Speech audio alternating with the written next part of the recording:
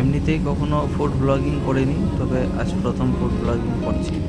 বন্দে ভারতে কী কী খাবার দিল সেগুলো সকাল থেকে শেষ অবধি। প্রথমে চা দিয়ে গেল আর কিছু বিস্কুট, তারপরে স্টেপে এসেছিল কিছু স্ন্যাক্স খাওয়ার জন্য।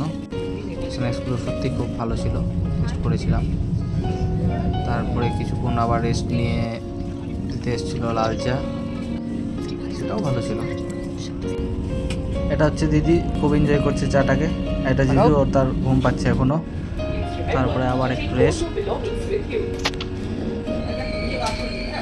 তারপরে এই ম্যাডামটা আছে, এই ম্যাডামটা নিয়ে আসছে দুপুরের খাবার সবার জন্য। খাবারগুলো বেশ ভালোই ছিল, দেখাচ্ছে এক এক করে কী খাবার দিয়েছিল।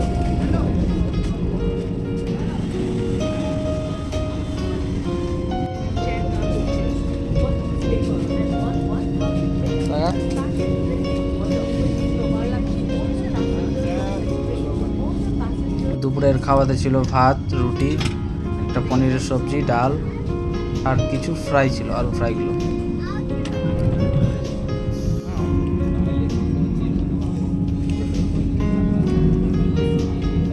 খাবারগুলো খুব খারাপ ছিল না, ভালোই ছিল। তো আমার দিদির ভালো লাগেনি, তো আমারও ভালো লাগছিল। তারপরে দিয়েছিল আইসক্রিম আর দই। এটা হচ্ছে দই, খুব ভালো ছিল, টেস্টি ছিল। আর এটা হচ্ছে আইসক্রিম, আমি সবটাই খেলাম। এটা হচ্ছে ভুবনেশ্বর স্টেশন, সেখানে কিছু ট্রেন দাঁড়িয়েছিল। এই সাউন্ডটা হচ্ছে অটোমেটিক গেট লাগার সাউন্ড।